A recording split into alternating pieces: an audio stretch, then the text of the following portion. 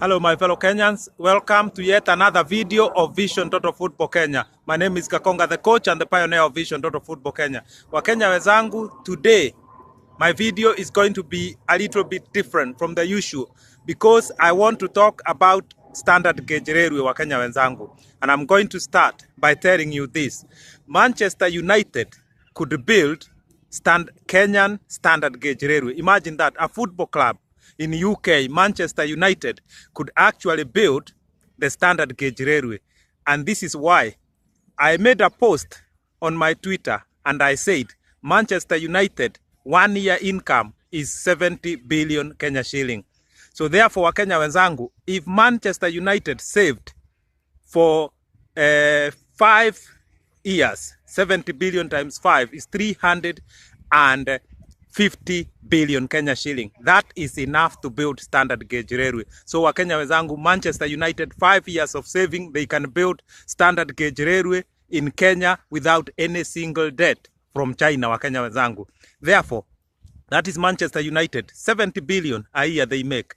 Arsenal makes 50 billion per year. So Arsenal, in 7 years, they can actually build standard gauge railway without any single debt from China. Manchester City makes per year 60 billion Kenya shilling. Therefore, in 5 years, they can actually, in 6 years, Manchester City can build standard gauge railway without any single debt from China. So Wakenya wenzangu, after what I have heard, in the news and in social media that Raila Odinga and Uhuru Kenyatta, our president, they did not get any loan from China this time round, I decided to make this video. And what I also want to say is this: what we have to do as a country, is to start looking into our different industries, mainly service industry. And I will start by football. I have been talking about how football can make money for Kenya for so long, Wakenya wenzangu. And this is true, Wakenya wenzangu, because I want to start you here. The 20 Premier League clubs in England, they pay 400 billion Kenya shilling in taxes. Therefore, there is money to be made in football, Kenya wenzangu. Football in England makes more money than motor vehicle manufacturing and export. And you know England is a big exporter of motor vehicle, but yet sports makes more money than motor vehicle industry in UK. Sports as an industry, in 2015, it became number 15 in UK. And you know how many industries are in UK. This shows you that sport can do wonders. Sports in UK right now, income per year is 2.5 trillion Kenya shilling. So therefore, Kenya, the entire economy, Kenya per year, Kenya raises 1.5 trillion.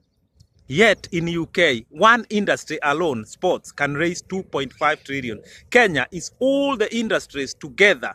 Everyone contributing in Kenya. Kenya can only raise 1.5 trillion. The entire Kenya.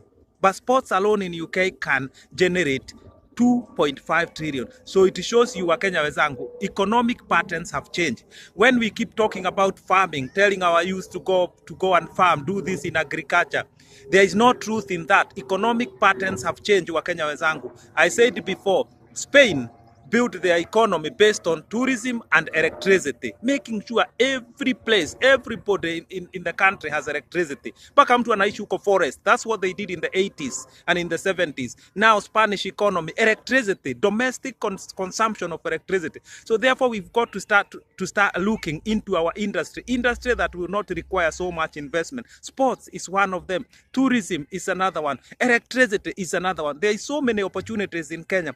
I made a clip and I addressed Henry Rotich last year that he need to actually separate the ministries in two.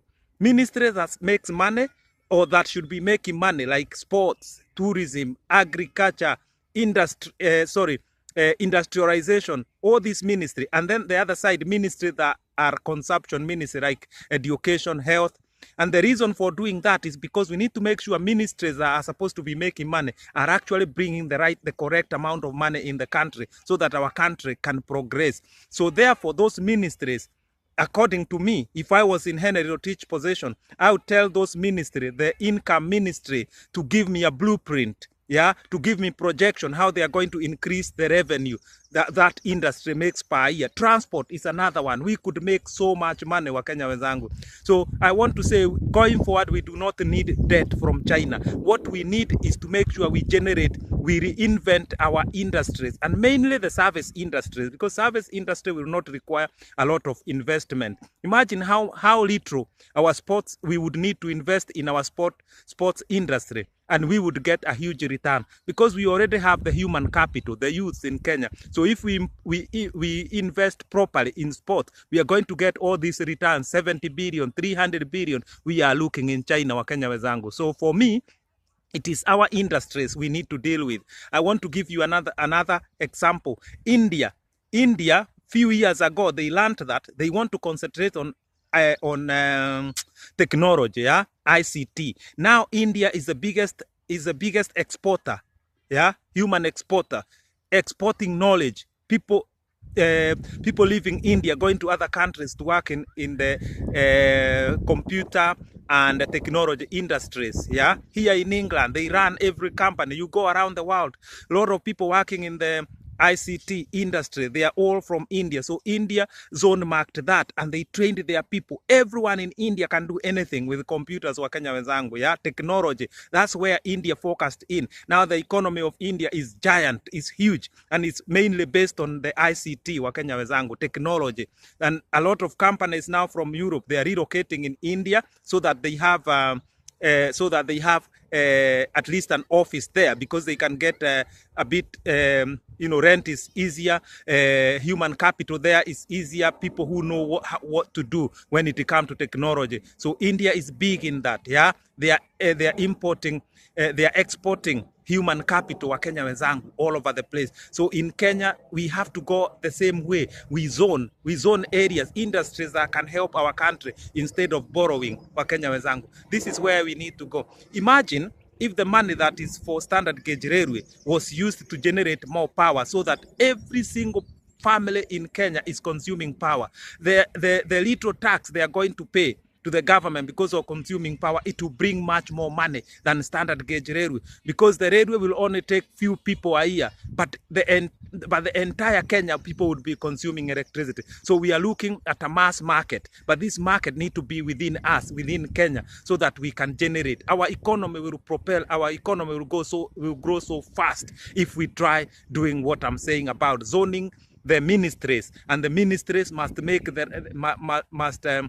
reinvent themselves, so they are making more money for the countries. And this is what the same thing I'm talking about sports. Imagine Mama Mboga, who is betting here and there, it is their money now that the Kenya Premier League and FKF Football Federation are demanding to be given by the government, whereas they should be making lots of money. It is Mama Mboga who should be getting help from the sports, not the other way around, that Mama Mboga is having to pay tax that is then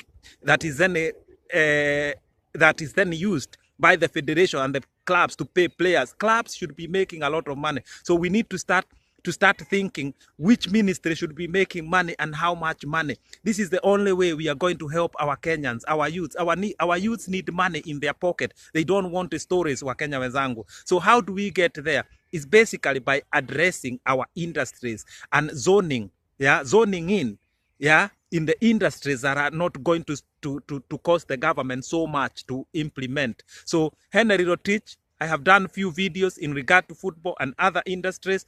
And before I forget to say this, please remember to subscribe, Wakenya wenzangu. Subscribe to our football channel. But today's video was a bit special because I am concerned with our country's debt. I am concerned with the debt from China. I am concerned with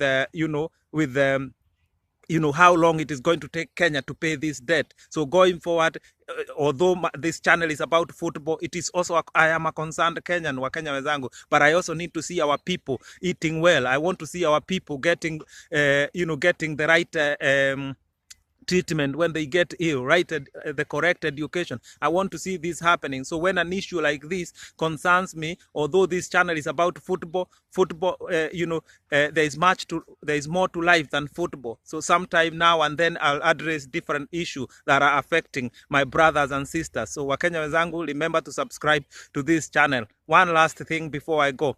Last year when petrol there was an issue of taxation, yeah, about petrol. When the tax that is taxed for using petrol was increased, yeah, the petrol tax from 8 to 16%. That time I made a clip and I addressed Henry Rotich and I told him, please, instead of adding taxes to Kenyans who are already heavily taxed, tell the ministries to reinvent the way they need to make money for the country. I did say that, and I want to tell you something. The money that was going to be collected once the tax bracket it was increased. So from 8 to 16, 70 billion was going to be collected, yeah, using that increase, yeah.